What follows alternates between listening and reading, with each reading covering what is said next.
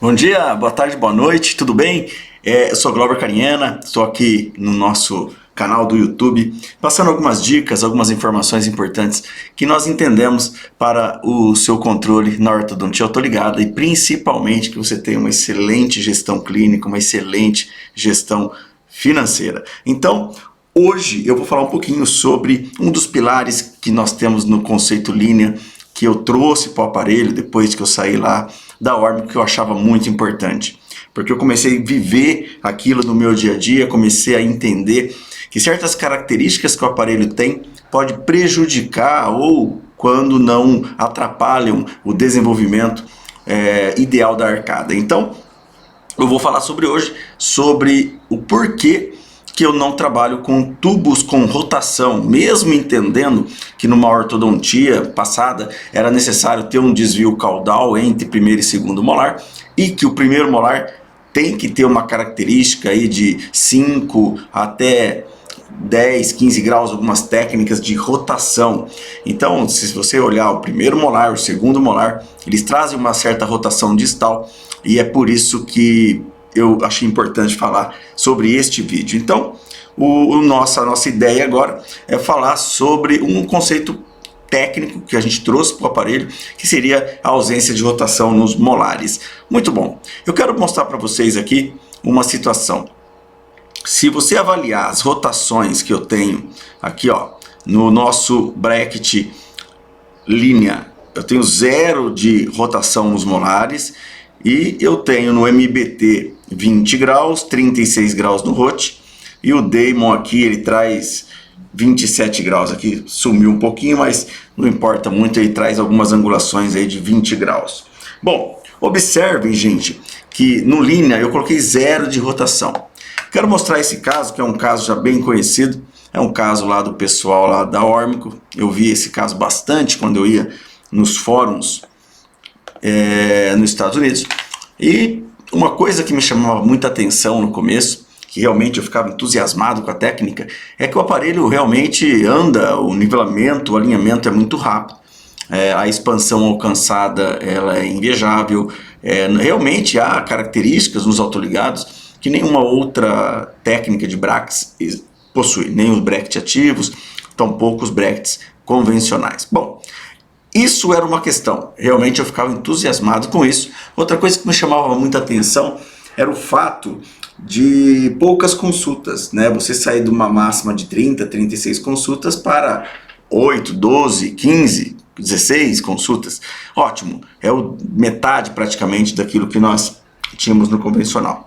Muito bem, acontece que eu pegava um caso como esse que vocês estão vendo, é um perfil birretruso, né? Um paciente que evidentemente que não pode ser feito nenhum tipo de extração e o nivelamento era muito rápido, você chegava rapidamente a resultados muito bons, mas uma coisa que me chamava a atenção, apesar da velocidade, apesar do nivelamento, da expansão, era que na maioria das vezes, quando eu olhava casos com certos detalhes de expansão, eu entendia que o segundo molar, lá, o primeiro e segundo molar cruzado, né? E ele sempre tinha, olha aqui, ó, uma distoangulação do primeiro molar, ou seja, a cúspide distal ela rodava, né, no sentido distal, e também ela ficava um pouco mais intruída, né, como a característica que vocês estão vendo neste caso, que é um caso muito bonito, é um caso que realmente foi muito bem tratado, né, apesar aí de certas características. Eu olhava aquilo e apesar de ficar realmente entusiasmado, motivado a avançar no conceito da técnica,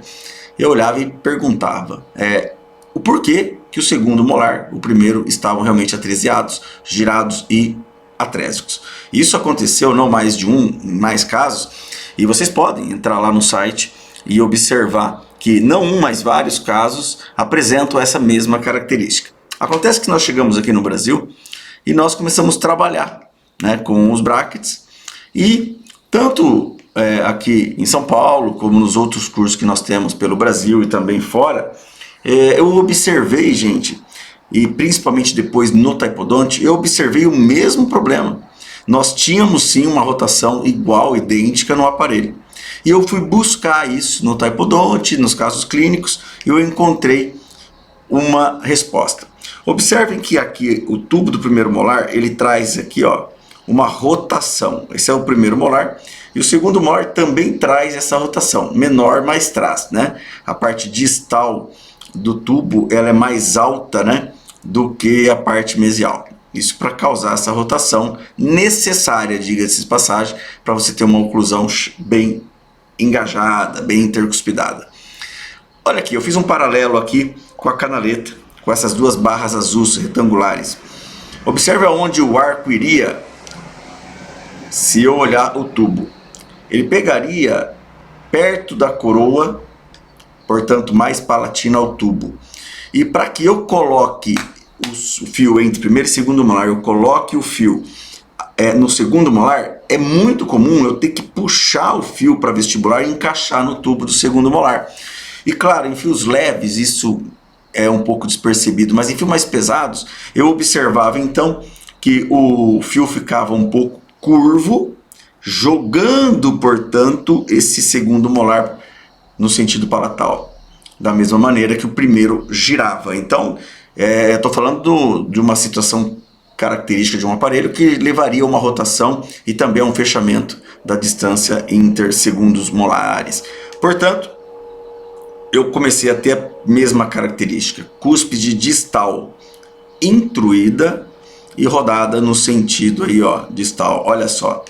E isso acontecia em vários casos, e é por isso que, observando isso, a primeira coisa que eu fazia na época era tirar o tubo do primeiro molar, pegar o tubo do segundo molar, que é um tubo zero rotação, e colocar no lugar dele, né? E aí eu teria novamente essa rotação.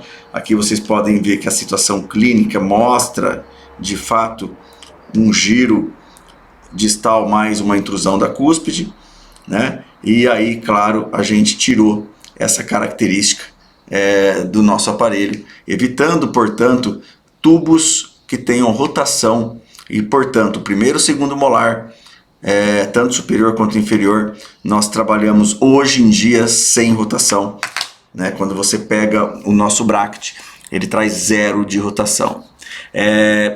Portanto, para finalizar o vídeo, cuidado com tubos com rotação, ok? Principalmente entre primeiro e segundo molar.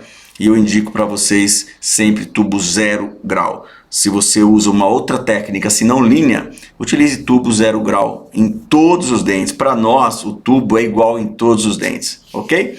Muitíssimo obrigado mais uma vez por seguir o meu canal. Muitíssimo obrigado mais uma vez por participar, por comentar. E também, se puder, compartilhem para os colegas, os amigos. Se está sendo legal, compartilhe para que a gente possa alcançar o máximo de pessoas.